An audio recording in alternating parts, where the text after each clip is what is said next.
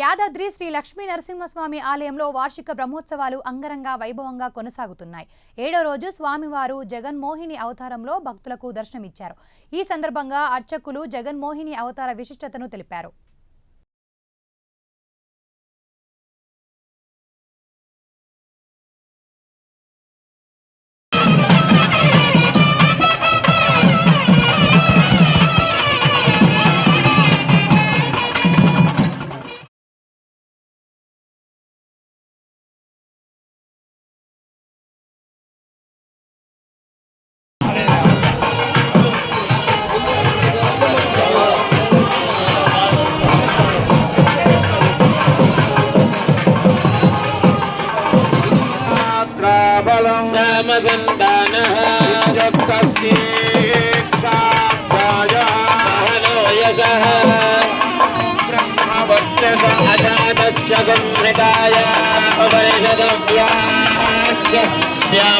पंचस्वधिकरणेषु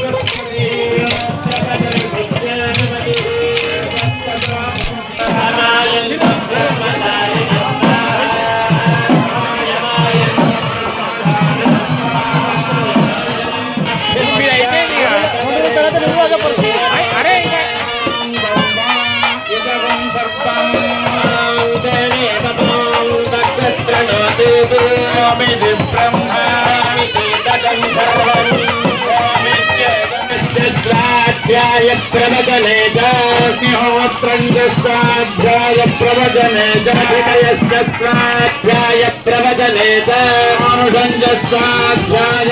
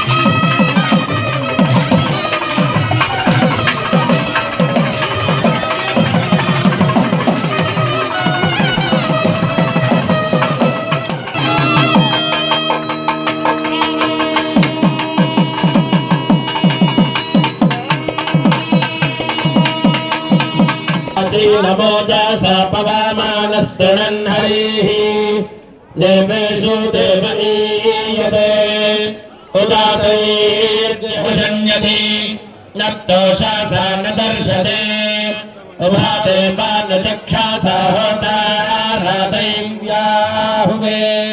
కాదు ఇది ఒక విష్ణు మాయ. భగవంతుడు ఆయా సమయాలలో ధర్మ రక్షణ చేయడం కొరకు నేను దేనిలోనైనా రాగలను. ఒక స్తంభంలోంచి రాగలను, ఒక అవతారంగా రాగలను. ఎందువలన అంటే దుష్ట శిక్షణ శిష్ట రక్షణార్థమై వచ్చేటువంటి వాడిని నేనే అని విష్ణు యొక్క మాయా రూపంగా ఈరోజు జగన్మోహిని రూపంలో స్వామివారు ఈ యొక్క అవతారంలో విచ్చేశారు. ఎలా అంటే వేదాంత వేద్యాయ మేఘశ్యామలమూర్తయే పుంసాం మోహరూపాయ పుణ్యశ్లోకాయ మంగళం. పురుషులను కూడా మోహింపజేయడం ఆ రామచంద్రునికే సాధ్యం. రాముడు ఎలా ఉన్నాడంటే మేఘశ్యాముడై ఉన్నాడు. ఋషులను మునులను రమంతే యోగినో అస్మిన్నిత రామ అన్నట్టుగా నిత్యాయ నిరవధ్యాయ నిత్య వైభవశాలినే నిత్య వైభవ దాత్రే చ శ్రీ నృసింహాయ మంగళం. ప్రియ భగవద్బంధులరా, శ్రీ లక్ష్మీ నృసింహస్వామి వారికి దివ్యక్షేత్రంలో అత్యంత వైభవపేతంగా నవాన్నిక బ్రహ్మోత్సవములు వైభవంగా నిర్వహించుకోవడం జరుగుతుంది. ఈరోజు 6వ రోజు ఉదయం జగన్మోహిని అవతారంలో అమ్మవారి రూపంలో స్వామివారు పురవీధులలో ఊరేగి భక్తులందరూ కూడా దర్శింపచేశారు. ఈ జగత్తునే మోహింపజేసిన అవతారమే ఈ జగన్మోహిని అవతారం. దుష్ట శిక్షణార్థమై ఎప్పుడెప్పుడు ఏ విధంగా రావాలో ఆ భగవంతుని యొక్క లీలా విభూతిది. అమృతాన్ని పంచడంలో భగవంతుడు దేవతలను రక్షించడం కొరకై అమృతాన్ని తీసుకొని పంచే విధంగా వచ్చిన అవతారం ఈ జగన్మోహిని అవతారం. ఆ విధంగా స్వామివారు ఈరోజు మనకు దర్శనమిచ్చారు. ఈ జగత్తంతా కూడా ఒక మిథ్య, ఈ శరీరం కూడా ఒక మిథ్య లాంటిదే అని చెప్పేసి చెప్పడమే దీని యొక్క సారాంశము. శాశ్వతమైనటువంటిది భగవద్ అనుగ్రహము. ఇక్కడ లభించేటువంటి అన్నీ కూడా తాత్కాలికమైనటువంటి ఆనందమే. శాశ్వతమైన ఆనందాన్ని అనుభవించండి అని చెప్పడమే ఈ యొక్క అవతార లక్ష్యం. అందుకొరకే భగవంతుడు మనం అందరినీ కూడా ఈరోజు అనుగ్రహించి మనమందరం కూడా ఆ భగవన్ నామస్మరణ చేయడమే ముక్తికి మోక్షానికి మార్గంగా మనకు చెప్పారు. అలాంటి అవతారాన్ని ధరించాం. సాయంకాలము ఎదుర్కోలు మహోత్సవం, స్వామి అమ్మవారి యొక్క ఎదుర్కోలు మహోత్సవంలో అధిక సంఖ్యలో భక్తులందరూ కూడా పాల్గొంటారు. స్వామివారి యొక్క లీలలు, అమ్మవారి యొక్క లీలలను మనం అందరం కూడా విని తరిద్దాం. రేపు ఉదయం స్వామివారు హనుమద్వాహనంపై రామావతారంలో మనందరికీ కూడా దర్శనమిస్తారు. సాయంకాలం దివ్య తిరుకల్యాణ మహోత్సవం. ఈ బ్రహ్మోత్సవాలలో అత్యంత ముఖ్యమైనటువంటి ఘట్టము తిరుకల్యాణ మహోత్సవము. ఈ తిరుకల్యాణ మహోత్సవాన్ని దర్శిస్తే బ్రహ్మోత్సవం మొత్తం కూడా సేవించిన ఫలితం వస్తుంది. భక్తులందరూ కూడా రేపు సాయంకాలము 8:46 స్వామివారి యొక్క పురవీధి సేవ ప్రారంభించి 10 గంటల వరకు స్వామివారు కళ్యాణ మండపానికి విచ్చేస్తారు. ఇట్టి కళ్యాణ మహోత్సవం సింహలగ్నంలో ప్రారంభమై మధ్యరాత్రి 12 గంటల వరకు ఈ యొక్క కార్యక్రమాన్ని నిర్వహించడం జరుగుతుంది. భక్తులందరూ కూడా ఈ కళ్యాణ మహోత్సవాన్ని దర్శించి తరించవలసిందిగా కోరుతున్నాం.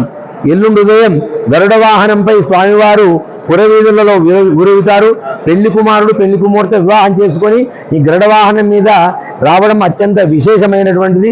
సాయంకాలం రథమహోత్సవం. రథాంగం కేశవం దృష్ట్యా పునర్జన్మ న విద్యతే అన్నట్టుగా రథం మీదటువంటి ఆ లక్ష్మీ నృసింహుని దర్శించినట్టయితే పునర్జన్మ ఉండదు అని శాస్త్రం చెప్తోంది. అందరూ కూడా ఈ యొక్క తిరుకల్యాణ మహోత్సవము, ఎదుర్కోలు మహోత్సవము, రథ మహోత్సవాన్ని దర్శించి కోరుతాం. స్వస్తి సంవత్సర మంగళాలు.